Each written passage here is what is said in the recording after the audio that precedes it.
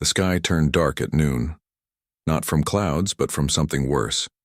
Giant ships blocked the sun over every major city on Earth. They were 2 miles wide, round like plates, and made of a metal no one on Earth had ever seen. Colonel Jun Kim stood on the roof of South Korea's military headquarters in Seoul. He looked up at the massive ship through his binoculars. His hands were steady, but his heart beat fast. "Any response to our messages?" he asked. Captain Hana Park shook her head. She was the best communications officer in the Korean military. "Nothing, sir. They're not talking to anyone." Lieutenant Dae-sung joined them, carrying a tablet with data from around the world. Same story everywhere. Ships over New York, London, Beijing. 32 major cities in total. Colonel Kim lowered his binoculars. "And our weapons?" "We tried. Everything," said Lieutenant Sung. "Jets, missiles, even experimental laser systems, nothing gets through their shields." The 3 officers watched as Korean fighter jets circled the alien ship. The jets fired missiles that hit an invisible wall about 50 feet from the ship's surface. The missiles exploded in bright flashes that did nothing. "It's the same in every country," said Captain Park, checking reports on her tablet. "American, Chinese, Russian weapons, nothing works." Then the air crackled with energy. A beam of light shot down from the ship, creating a circle on the ground in the middle of Seoul's main plaza. The light faded, and a group of tall figures stood there. The aliens were about 7 feet tall. They had gray-blue skin and wore armor that seemed to shift colors like oil on water. They carried weapons that looked like a mix between guns and spears. One alien stepped forward. He was bigger than the others, with more decorated armor and a cape that flowed behind him. He raised his hand, and a device on his wrist projected a large image in the air above him. The same image appeared over every city with a ship. The alien spoke, and somehow everyone heard him in their own language. "I am General Vex of the Taraki Empire. Your planet is now under our control. Your weapons cannot harm us. Your technology is thousands of years behind ours. Surrender now, and we will. Be merciful. Resist, and we will destroy your cities one by one." The image changed to show military bases around the world, jets taking off, tanks moving into position, missiles launching. Then it showed all these weapons failing against the Taraki shields. "General," Vex laughed. It was a cold sound that made Colonel Kim's spine tingle. "Look at your primitive weapons," said General Vex. "Like children throwing rocks at a mountain. You have 24 hours to surrender. After that, we start destroying cities." The image disappeared. The aliens teleported back to their ship. "Get me the president," said Colonel Kim to Captain Park, "and call General Wang at the UN Security Council. We need an emergency meeting." 3 hours later, Colonel Kim sat in a secure underground room beneath Seoul. On screens around him were the leaders of the world's major countries and their top military officers. "Nothing works against their shields," said the American general. "Not even our most powerful bombs." "The Russians tried an EMP," said another officer. "No effect." "China launched our new hypersonic missiles," added General Wang. "They hit the shields at 15 times the speed of sound. Still nothing." The room fell silent. Colonel Kim looked at his tablet, then at his team. Captain Park nodded slightly. "There might be another way," said Colonel Kim. "Something not based on our technology at all." The world leaders looked at him. "What do you mean?" asked the UN Secretary General.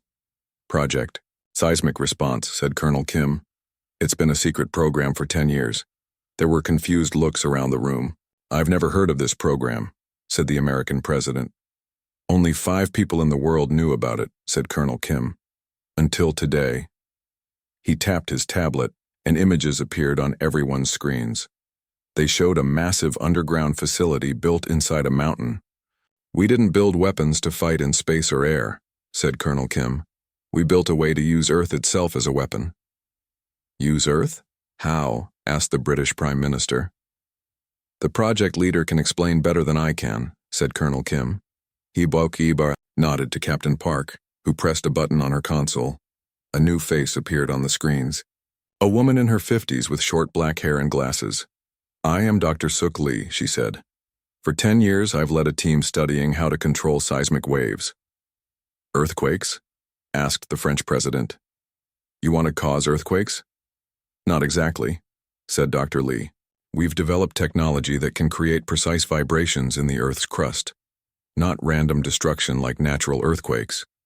We can target specific areas with specific frequencies. How does that help against alien ships? Asked the Russian president. We don't know yet, admitted Colonel Kim. But it's something they wouldn't expect, something they might not be prepared for. Lieutenant Sung spoke up. Every technology has weaknesses. Their shields stop our weapons moving, through air or space. But what if we attack from below? Through the ground they stand on?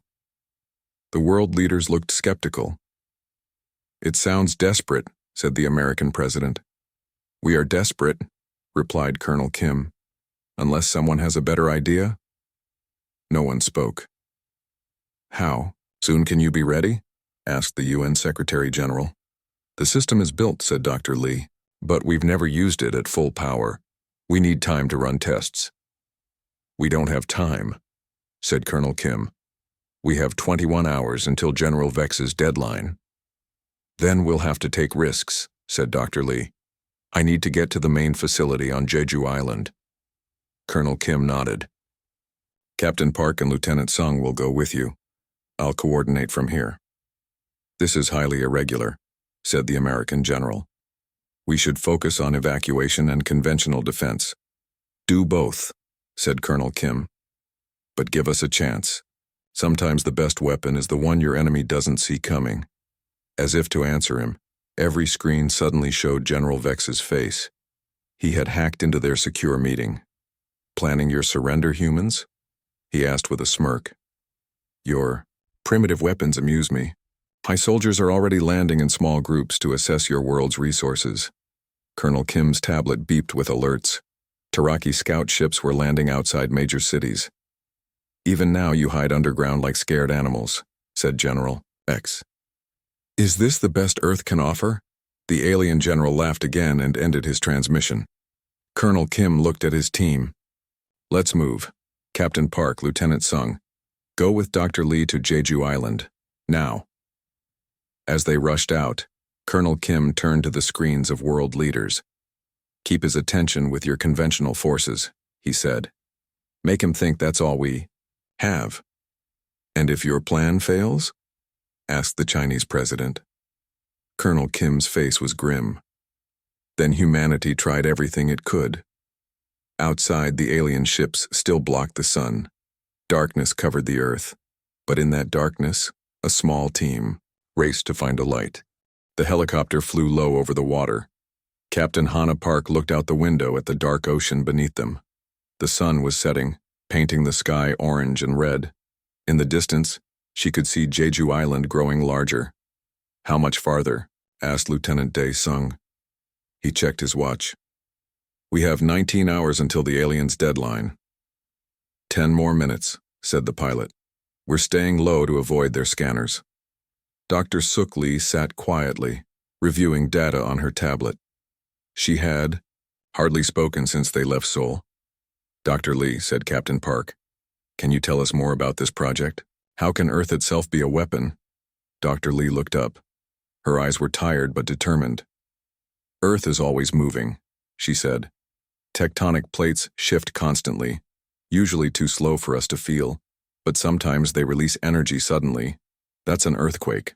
The helicopter began to descend toward a small clearing on the side of a mountain. We found a way to control these movements, continued Dr. Lee. Not create energy, that would be impossible, but direct energy that's already there, like opening a dam to release water in the direction you want. The helicopter landed. They stepped out into the cool evening air. The mountain loomed above them, dark and silent. Dr. Lee led them to what looked like an ordinary rock face. She pressed her hand against a certain spot, and a hidden scanner read her palm. A door slid open in the rock. Welcome to Seismic Base. Run, she said. Inside the mountain was a vast complex. Workers in lab coats moved between rooms filled with computers and strange machines. The main chamber was enormous, carved from the living rock of the mountain. In its center stood a device, that looked like a massive drill pointing down into the ground. "This is the primary resonator," said Dr. Lee. "One of 5 around the Pacific Rim. The others are in Japan, Alaska, Chile, and New Zealand." 5 isn't many for the whole world, said Lieutenant Sung. "We needed to place them along major fault lines," explained Dr. Lee. "Places where the Earth's crust is already under stress." She led them to a control room with walls of screens showing maps of the Earth's crust. Red lines marked the fault lines where tectonic plates met. "The system works by sending precise vibrations into these fault lines," she said. "We can control exactly where the energy goes and how strong it is." "You can cause earthquakes anywhere?" asked Captain Park, looking worried. "No, not anywhere," said Dr. Lee. "And they're not exactly earthquakes, more like directed tremors. We can't create energy out of nothing. We can only direct what's already there." She pointed to a map. "We can affect areas within about 500 miles of each resonator. That covers most major population centers." "But will it hurt the aliens?" asked Lieutenant Sung. "Their ships float in the air." "True," said Dr. Lee. "But General Vex said they're sending ground troops, and even their ships need to land eventually." A young scientist rushed into the room. "Dr. Lee, we've detected Taraki scout ships approaching the island." Dr. Lee's face paled. "They shouldn't have found us so quickly. The facility is shielded."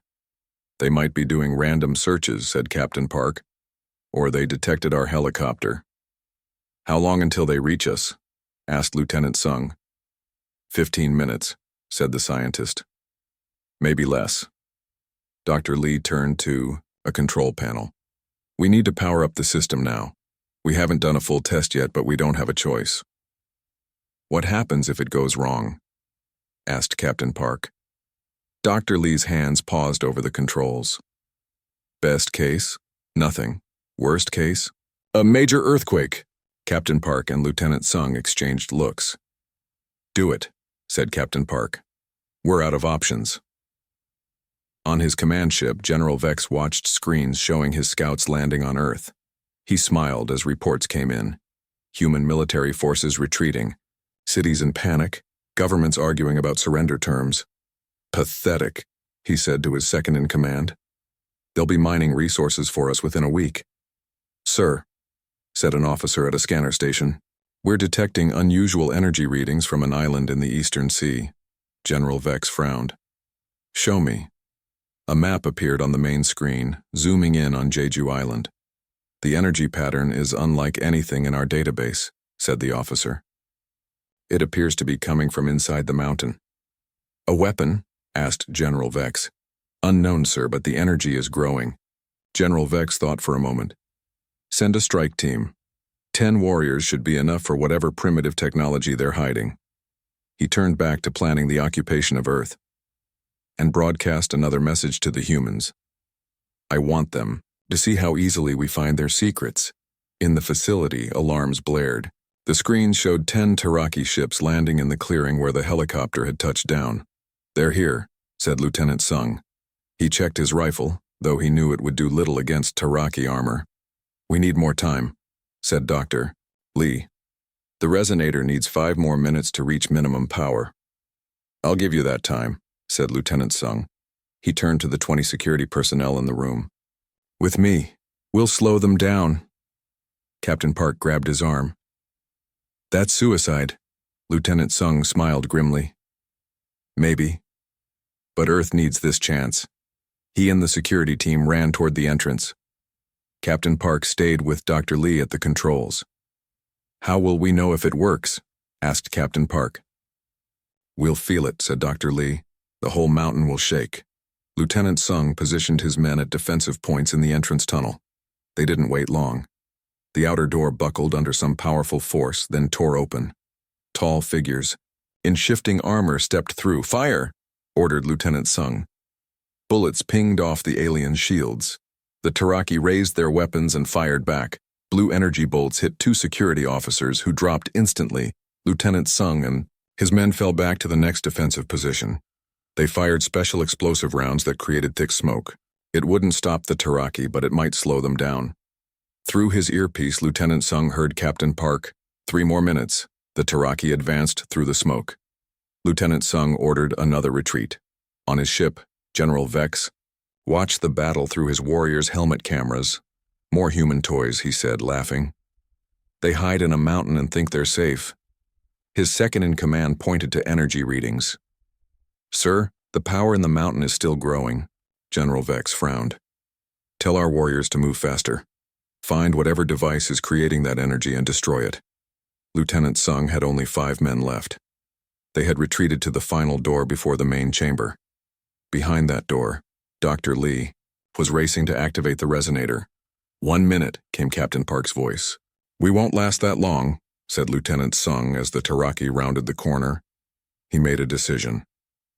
Fall back to the main chamber, he ordered his men. I'll hold them here. Sir, began one officer. Go, shouted Lieutenant Sung as his men retreated. Lieutenant Sung set the charges they had placed earlier. The Taraki approached, their weapons ready. Come on, whispered Lieutenant Sung. Just a little closer. The lead Taraki warrior saw him and raised his weapon. Lieutenant Sung pressed the detonator. The explosives blew, bringing down tons of rock from the ceiling. Lieutenant Sung was thrown backward through the door, which Captain Park quickly sealed. Behind him! 30 seconds, called Dr. Lee. Lieutenant Sung climbed to his feet, bleeding but alive.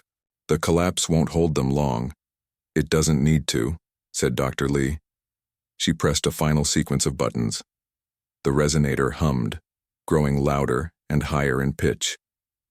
On the screens around them, they could see the Taraki burning through the collapsed tunnel with energy weapons. 10 seconds, said Dr. Lee. 9, 8. The first Taraki broke through the rubble. 7, 6, 5. The door began to glow red as the aliens used cutting tools on it. 4, 3, 2. The door burst open. Taraki warriors stood there, weapons aimed. 1, said Dr. Lee and pressed the activation button. The mountain began to shake. The mountain shook. Not violently, but with a steady, rhythmic pulse. The floor vibrated beneath their feet. Lights flickered. Dust fell from the ceiling. The Taraki warriors at the door stumbled. They looked down at their feet in confusion. Their armor, which had easily deflected bullets, began to glow at the joints. One warrior fell to his knees, his weapon clattering to the floor. What is happening? He growled in his language. But the translation device on his wrist made his words understandable. Dr. Lee stood tall behind the control panel. Earth is responding, she said. The tremor grew stronger. The Taraki tried to advance, but their movements became jerky and uncoordinated. Their armor was shifting color rapidly, from the usual oil-slick smoothness to a dull gray. Their systems are failing, said Captain Park in wonder. The vibrations are affecting their technology. Lieutenant Sung grabbed a fallen Taraki weapon and aimed it at the aliens. Surrender, he said. The lead Taraki warrior struggled to stay upright. Impossible, he said. Human weapons cannot. His words cut off as his armor shut down completely. He collapsed in a heap of now useless metal. The other warriors fell one by one. Dr. Lee checked the readings on her screen.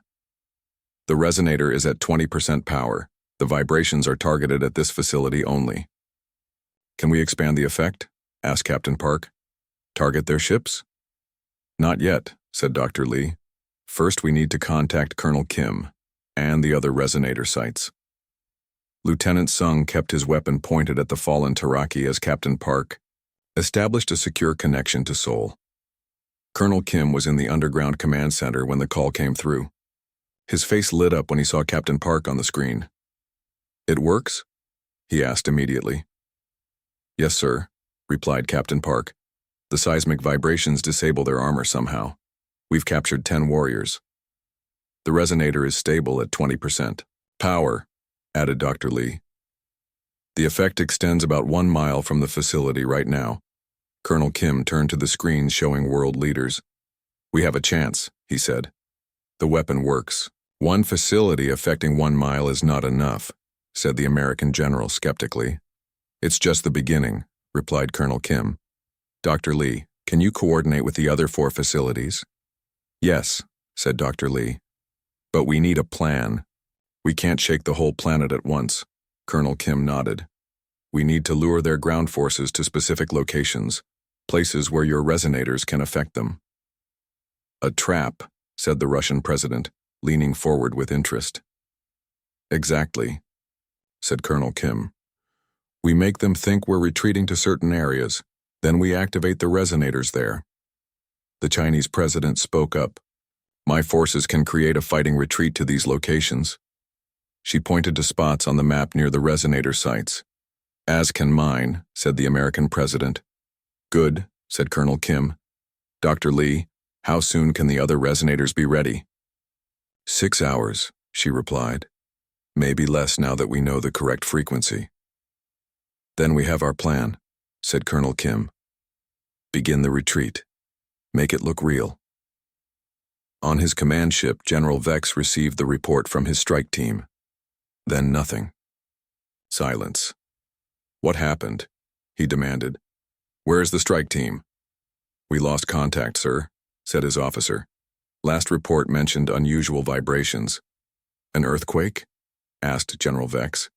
Show me the geological data. A map appeared showing a small tremor centered on Jeju Island. This planet has frequent seismic activity, said his science officer. Nothing dangerous. General Vex frowned. The timing seemed too convenient. But what could an earthquake have to do with his warriors? Send another team, he ordered.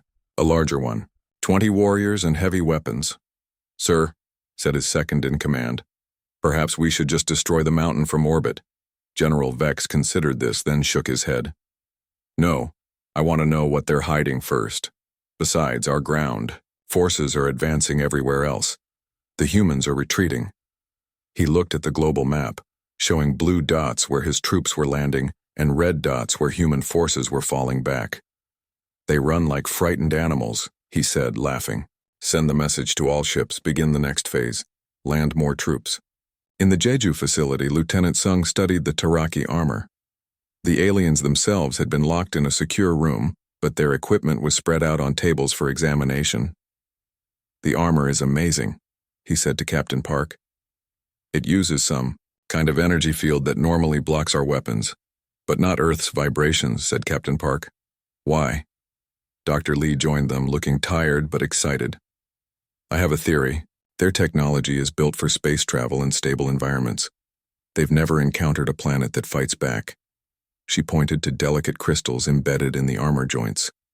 These appear to be their power source. The vibrations we created matched the resonant frequency of these crystals. They shattered, like an opera singer breaking a glass with her voice, said Lieutenant Sung. Exactly, said Dr. Lee. Each crystal vibrating at exactly the right frequency. Captain Park looked up from her tablet. Colonel Kim reports that Taraki forces are following our retreating armies. They're being led toward the resonator sites. Good, said Dr. Lee. I've been in contact with the other sites.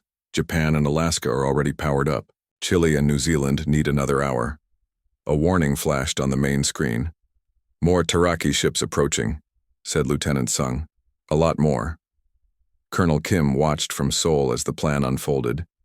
Human forces retreated in seeming disorder, but actually in very specific directions.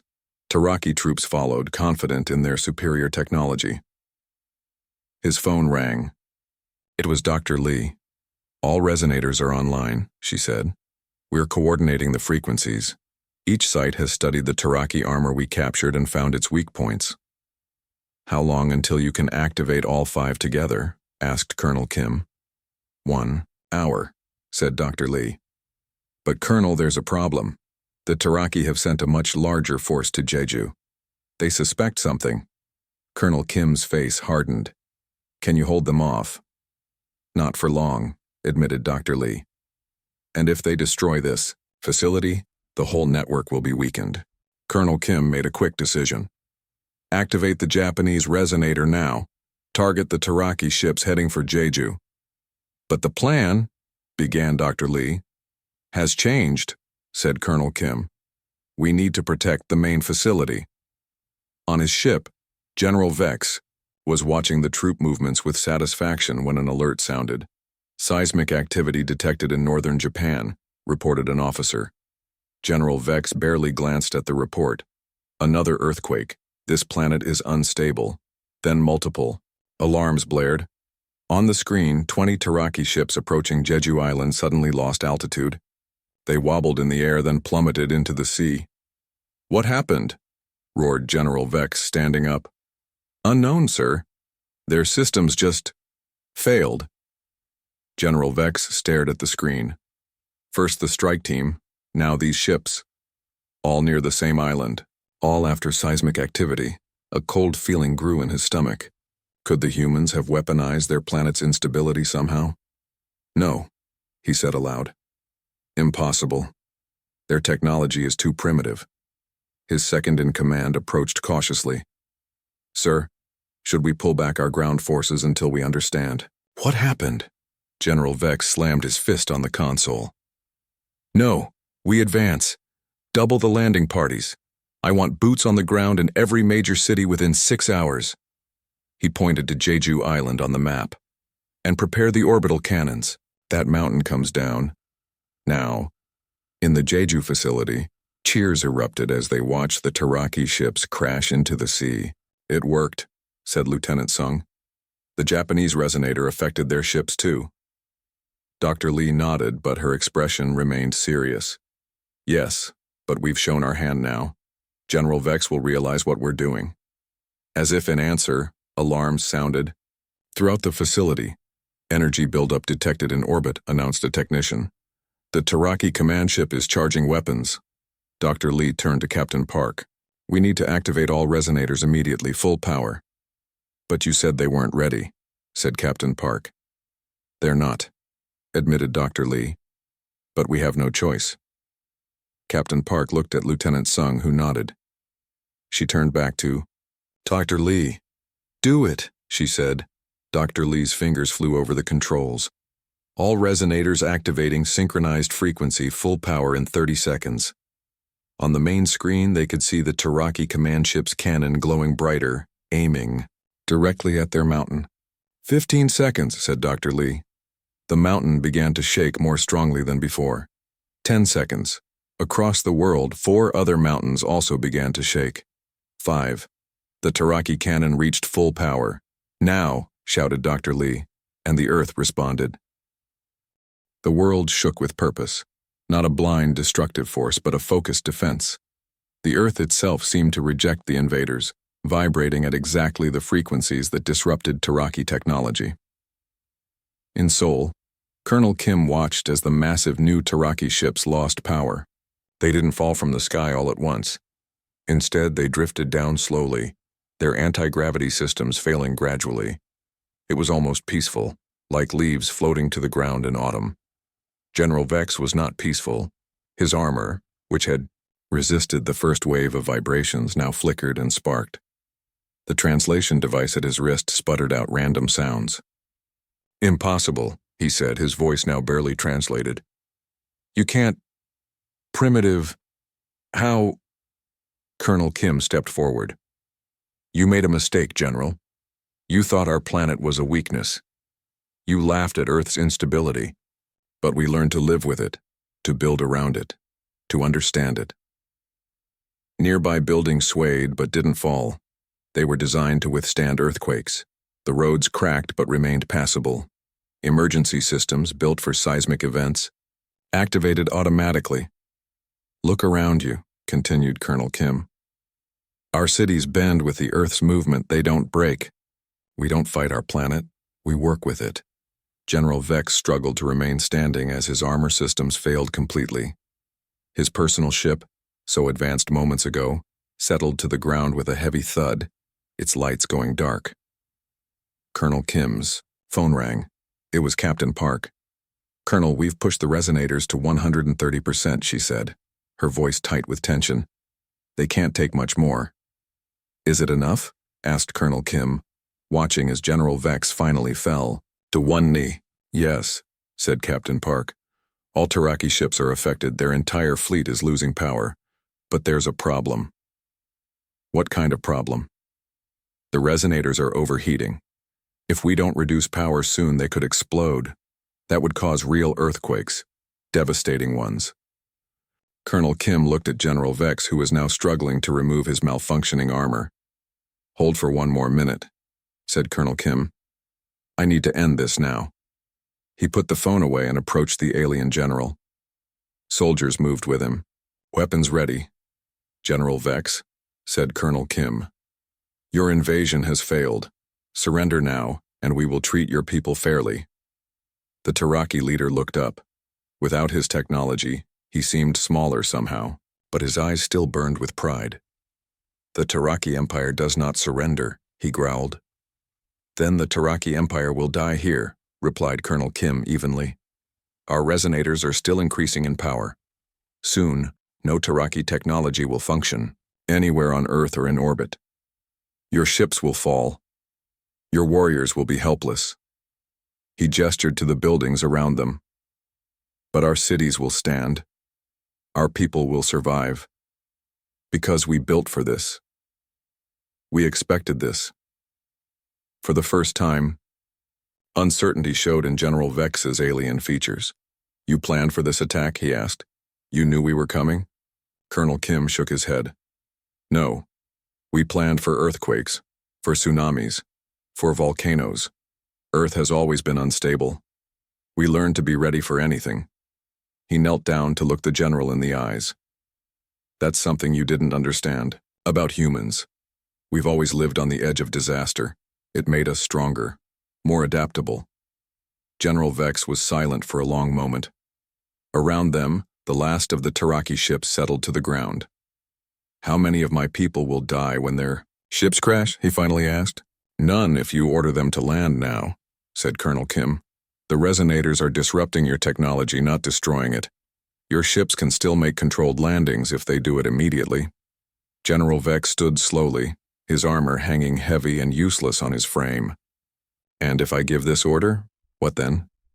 "Then we talk," said Colonel Kim. "As equals." In the Jeju facility, alarms blared as the resonator system reached critical levels. 135%, said Dr. Lee, her hands steady despite the danger. "We can't go any higher." The walls were cracking. Equipment shook off tables. The main resonator glowed red hot. "Colonel Kim says to hold for one more minute," said Captain Park. Lieutenant Sung checked the global status. "Taraki ships are landing worldwide. No crashes reported yet." 50 seconds, said Captain Park, watching the countdown on her phone. "Doctor?" Lee monitored the system readouts. "The primary cooling system has failed. Secondary is at maximum. 30 more seconds and we risk meltdown." 40 seconds, said Captain Park. The floor beneath them buckled. A support beam crashed down in the corner of the room. "We need to evacuate," said Lieutenant Sung. "This whole place could come down." 30 seconds, said Captain Park, ignoring. Dr. Lee pointed to a screen showing the resonator core. "The containment field is failing. 20 more seconds and we lose control of the seismic waves." 20 seconds, counted Captain Park. The lights went out, then emergency power kicked in. Red warning lights bathed the room. 10 seconds, said Captain Park. Dr. Lee's fingers hovered over the emergency shutdown button. "On your mark. 5, 4, 3, 2, 1. Now!" Dr. Lee slammed the button. The resonator's high-pitched whine began to fade. The violent shaking softened to a gentle tremor, then stopped entirely. "Shutdown complete," said Dr. Lee, collapsing into her chair. "All resonators worldwide are powering down safely." Captain Park's phone rang. It was Colonel Kim. "It's over," he said simply. "General Vex has surrendered." 1 week later, Colonel Kim stood in the United Nations General Assembly. Beside him was Captain Park, Lieutenant Sung, and Dr. Lee. Across from them, seated at a special table, was General Vex and 3 other Taraki officials. The Secretary General addressed the room.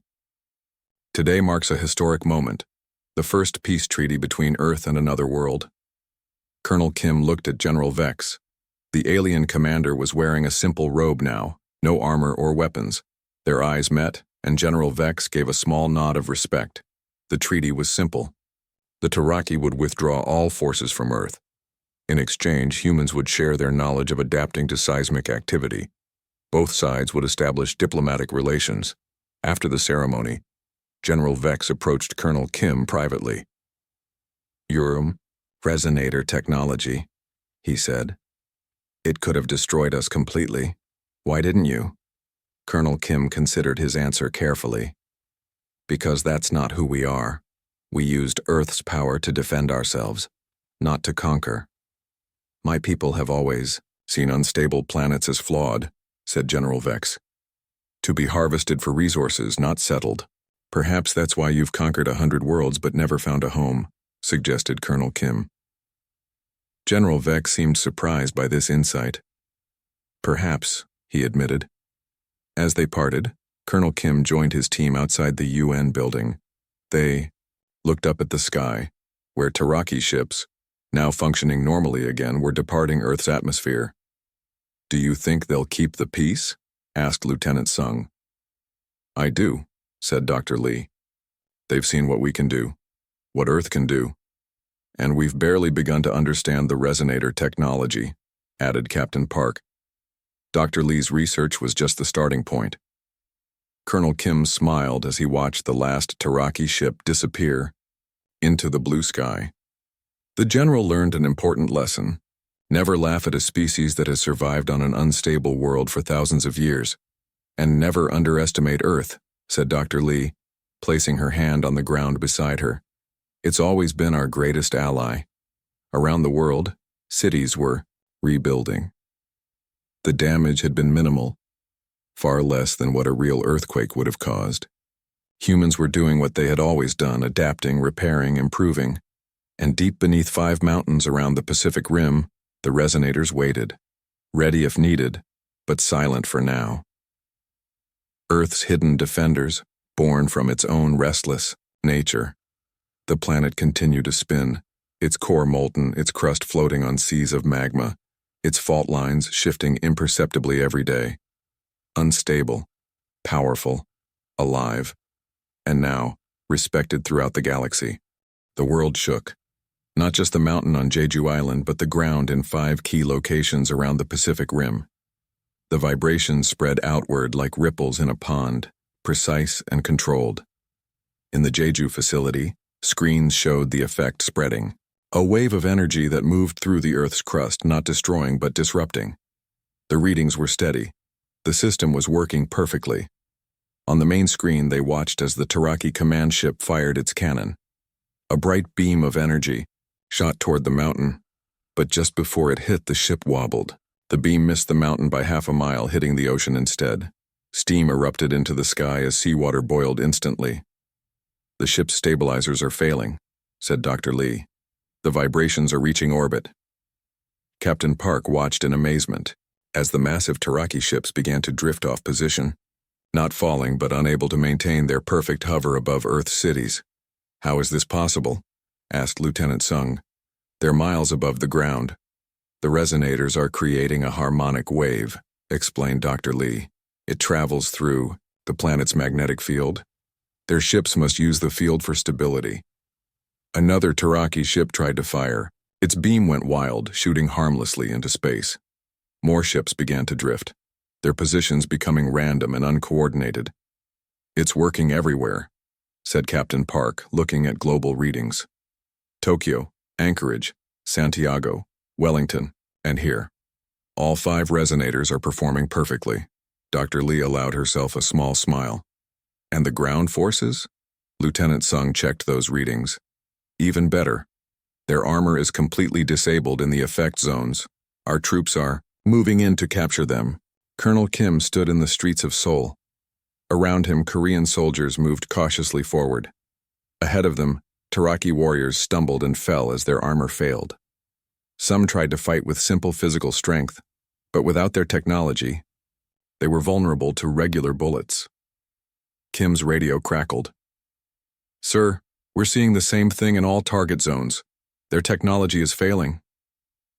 "Good," said Colonel Kim. "Move in and secure the aliens. No unnecessary force. We want prisoners, not casualties." He looked up at the Taraki command ship that had been hovering over Seoul. It was drifting sideways now, rotating slowly like a leaf in the wind. His phone rang. The caller ID showed it was the president. Mr. President, he answered. Colonel Kim, said the president, his voice excited. It's working. Reports are coming in from around the world. The aliens are losing. Not losing, sir, corrected Colonel Kim. Being neutralized. There's a difference. Whatever you call it, it's wonderful. The UN is already discussing what terms to offer them for surrender. Colonel Kim frowned. Sir, with respect, we should be careful. This is just the first phase. General Vex is intelligent. He will adapt. As if summoned by his words, a new ship appeared in the sky. Smaller than the others, but moving with purpose. It was not affected by the vibrations. Sir, I need to go, said Colonel Kim quickly. Something's happening. He ended the call and raised his binoculars. The new ship was landing in the city center. Its design was different, smoother, with fewer angles. It touched down gently in the main plaza. A door opened and a single figure stepped out. Even from a distance, Colonel Kim recognized the decorated armor and flowing cape. General Vex had come personally to the battlefield. In the Jeju facility, alarms sounded again. New contact, said Lieutenant Sung. Unknown design, not affected by the resonators. Show me, said Dr. Lee. The screen displayed a sleek ship landing in Seoul. That's not Taraki technology, said Dr. Lee, studying the readings. At least not the same as we've seen before. They've adapted, said Captain Park grimly. Can we adjust the frequency? Dr. Lee shook her head. Not without more data. We need to analyze that ship up close. Colonel Kim is in Seoul, said Lieutenant Sung. I'll contact him. Colonel Kim approached the plaza carefully with 20 soldiers behind him. General Vex stood waiting, seemingly unconcerned by the humans surrounding him. So, said the Taraki. General, his translation device making his deep voice sound almost human. You found a way to use your unstable planet against us. Clever. Colonel Kim stopped 10 meters away. Your invasion is over, General Vex. Your ships are disabled. Your ground forces are being captured. Surrender now. General Vex laughed, the same cold laugh they had heard in his first message. Surrender? To primitives? I think not. He gestured to his new ship. This vessel uses different technology. Adapted, after we detected your first tremor, and even now my scientists are reconfiguring all our systems. Why tell me this? Asked Colonel Kim. Because I respect a worthy opponent, said General Vex, and I want you to understand what happens next. He raised his hand, and a hologram appeared between them. It showed the 5 resonator locations. These are your weapon sites, said General Vex. I know them all now. My new ships will destroy them within the hour. Colonel Kim's phone vibrated. A message from Dr. Lee. Keep him talking. Need data on new ship? Your old weapons couldn't penetrate. Our defenses, said Colonel Kim. What makes you think these new ones will be any different? General Vex stepped closer. Because I designed them myself, after studying your planet's unique properties. He pointed to the ground beneath their feet. You think you're the only ones who can use this planet's energy. We have conquered 100 worlds. Each one taught us something new. Colonel Kim noticed small devices emerging from General Vex's ship. They burrowed into the ground like mechanical worms. What are those? He demanded. Counter-resonators, said General Vex. They will disrupt your seismic weapons with opposite frequencies. Colonel Kim's phone vibrated again. Another message from Dr. Lee. Got it. Adjusting now. He needed to buy more time. If you're so confident, why come here personally? Why risk yourself? General Vex's alien face showed what might have been a smile. Because true leaders fight alongside their warriors, and because I wanted to see the faces of those who dared to challenge the Taraki Empire. He looked past Colonel Kim, to the soldiers, behind him. Your people fought well. When we rebuild our forces in return, I will remember that. We're not beaten yet, said Colonel Kim. No. General Vex tilted his head. Look around you, human. More of the new ships were appearing in the sky above Seoul, dozens of them, then hundreds. A second wave with technology unaffected by the current resonator settings. My main fleet arrives, said General Vex. Your one advantage is already neutralized. Colonel Kim's phone vibrated a third time. The message simply read, "Now." The ground beneath them began to shake again, but differently this time. Not the steady rhythmic pulse from before, but a complex pattern of vibrations. Up, down, sideways. The earth moved in ways Colonel Kim had never felt before. General Vex stumbled, his perfect composure broken for the first time. "What is this?" he demanded. "This is not the same attack." The counter-resonators that had burrowed into the ground suddenly popped back out, sparking and smoking. General Vex's new ship began to shudder and creak. "You're right," said Colonel Kim, maintaining his balance as the earth danced beneath him. "It's not the same attack. It's a better one." In the Jeju facility, Dr. Lee worked frantically at the controls. "The new pattern is working," said Lieutenant Sung, watching the readings. "Their countermeasures are failing." "And the new ships?" asked Captain Park. "Affected but not completely disabled," said Dr. Lee. "Their technology is more resistant. We need more power." She looked at the other two with concern. "But the resonators are already at maximum safe levels. Pushing higher could cause real earthquakes, not just controlled tremors." "What choice do we have?" asked Lieutenant Sung. "If we don't stop them now, they'll destroy the resonators and we'll have nothing." Captain Park made the decision. "Do it. Take them to 110%. "The structural damage," began Dr. Lee. "Will be less than what happens if we lose," finished Captain Park. "Humanity is counting on us." Dr. Lee nodded and entered the commands. "All resonators to 110% power. New frequency pattern engaged." The facility shook more violently. Cracks appeared in the walls. 115%, said Dr. Lee, pushing further. 120. Alarms blared as the system exceeded all safety limits. But on the screens, they could see the effects spreading worldwide. The new Taraki ships were failing one by one. "It's working," whispered Lieutenant Sung. "Earth is fighting back."